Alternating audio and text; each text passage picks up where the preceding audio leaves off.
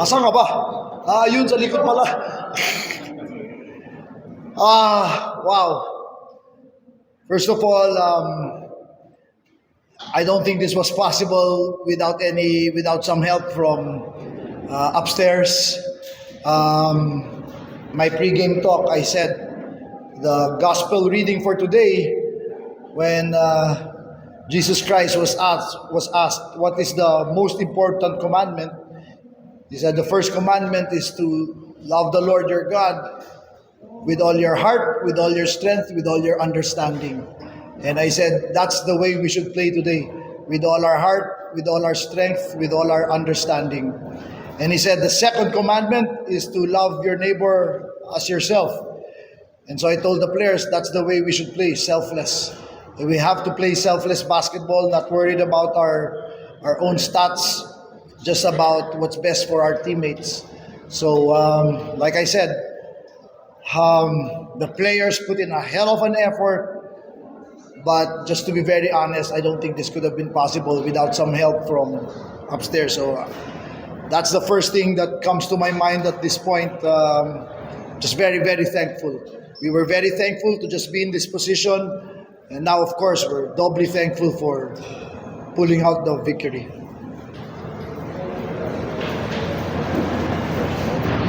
Coach, talk about how you survived Justin Gomez play and then composure and then Just with pure guts. There's no other way. Actually, the last 4 or 5 minutes of regulation, they called the timeout. I think Coach Tim called the timeout. We were up by 2 or 3 points. And I said at this point, there's no more strategy. It's just about grit and determination, just about making stops and making the extra effort to create that stop. I think I almost paid for that gamble of getting a fresh guy, a cold guy, Paul Varilla, but we've really all prepared him the whole series for such a situation like this. But unfortunately, Justin did what Justin does, just makes those unbelievably difficult and great shot. How many times have we seen him do it to send it into overtime? So, but again, in the huddle in between the fourth quarter and the overtime, I said, hey, we're okay. We're okay. It's a tight ball game. We're still in this game, so don't lose heart. Don't lose heart. We're right in this ball game. Let's just scratch and claw. So that's the only way we were able to survive. Even with Roger out with his cramps, Ray was cramping up, and Ronde had nothing left. He had just completely got dehydrated and had no more strength left in his legs. So it's just the other guys. Ray, of course, Glenn played a hell of a game. So what a game for Glenn to really show up.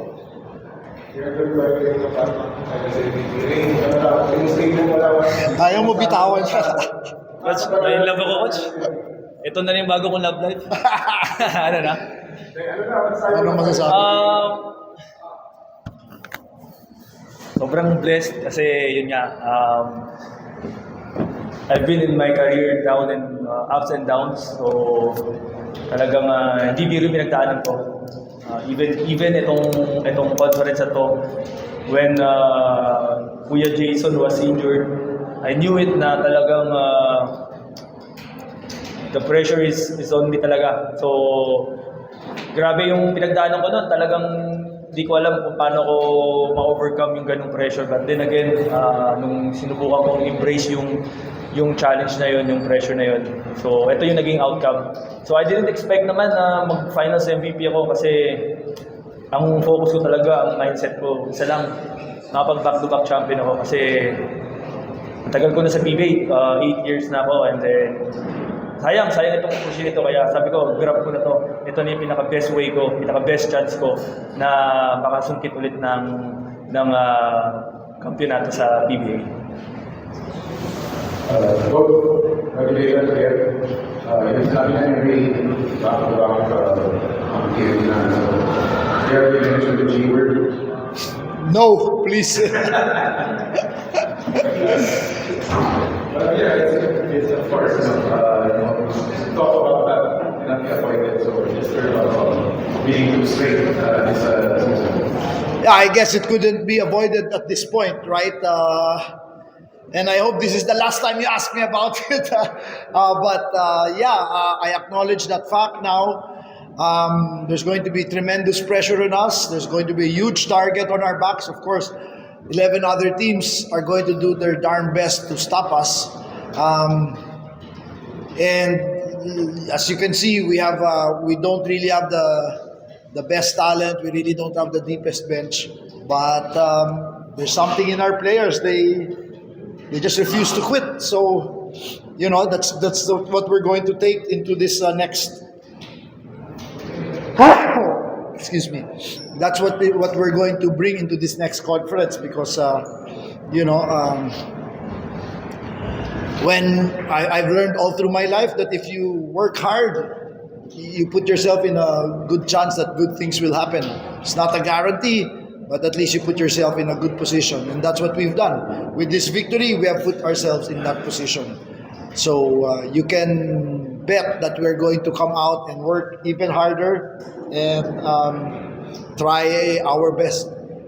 Not necessarily to capture the Grand Slam, but because there's another tournament, another competition in front of us, and that's what we're going to aim for.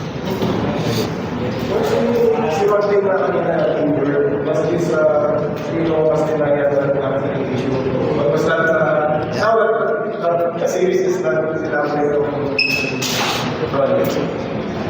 Yeah, I think that was game 4 of the semis where Ronde pulled his hamstring. So we were really worried without Jason and with Ronde hobbling. We didn't know if we could get to the finals, but fortunately we did. And then in the finals, we're playing a full strength, full force Ginebra squad. Great, well-constructed team, great coaching. And, Ronde was not 100%, but I think it showed in his numbers. His shooting percentage was really way below his usual. But he helped us in so many other ways. Defensively, rebounding, and I think most importantly in the spirit. Just his warrior spirit, the mentality that he just absolutely refuses to lose. And it rubs off on his teammates. So, yeah, we were, like Ray said, we were battling through so much adversity in the finals. And that's why when we got to here sa Game 7, yun lang usapan namin sa practice, wow, let's enjoy this.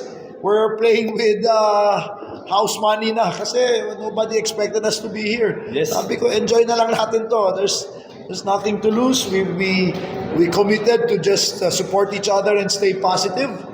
And we were able to find a way to win 2 games. Was there a point di ba lang nagpalitan si Ronnie? Di ba lang pinipalitan si Ronnie dahil sa sitwasyon niya? Actually, nandito yung kapatid niya all the time, di ba? Ang problema, nung after Game 2 or Game 3, nagkaroon siya ng offer. Sabi ko, patay tayo dito. So, we had a long talk with Ronde.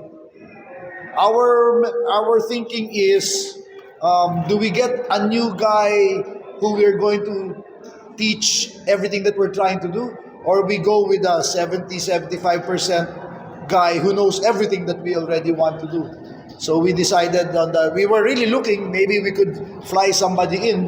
But in the end, we said, and we talked to him, and Ronde said, no, he just told me, yeah, just manage my minutes. Sabi niya, if they take out Justin, take me out as well. Which is a miracle kasi never nagpapalabas yun. But that's why you knew that he was, may iniinda talaga siya because he told me that, just manage my minutes because he's not 100%.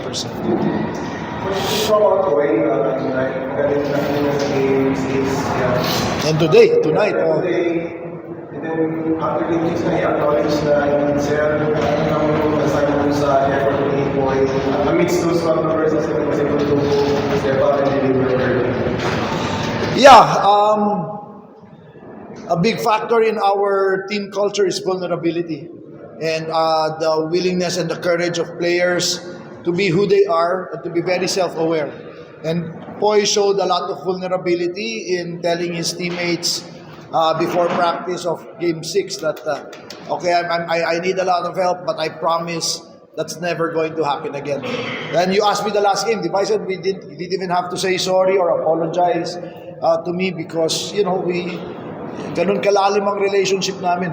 For me, the most important thing is for him to take accountability for his action and then commit to not repeating it and being a contributory factor to the team. So yun lang ang importante sa amin. Eh, yung kaya kapatid ni Jason, celebrate yung sinabi niya sa'yo. Sino? Yung Jason. Nung nakatapat ako sa celebration ng sinabi ni Jason. Yun, kinongrats niya ako pero sabi niya sa akin, deserve ko daw to, ito ganyan. Way to step up daw dun sa absence niya. Sabi ko naman sa kanya, and even dun sa interview ko na it was all about Kuya Jason. Kasi siya talaga naging mentor ko. Naging extra motivation sa akin yung mga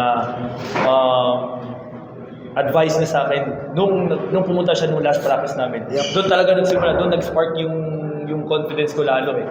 Kasi nakita ko yung, kumbaga na-appreciate ko siya dahil nga even hirap siyang makapaglakad pa, pero yung effort niya, yung time niya para pumunta doon, sobrang laking bagay sa akin and sa mga teammates ko.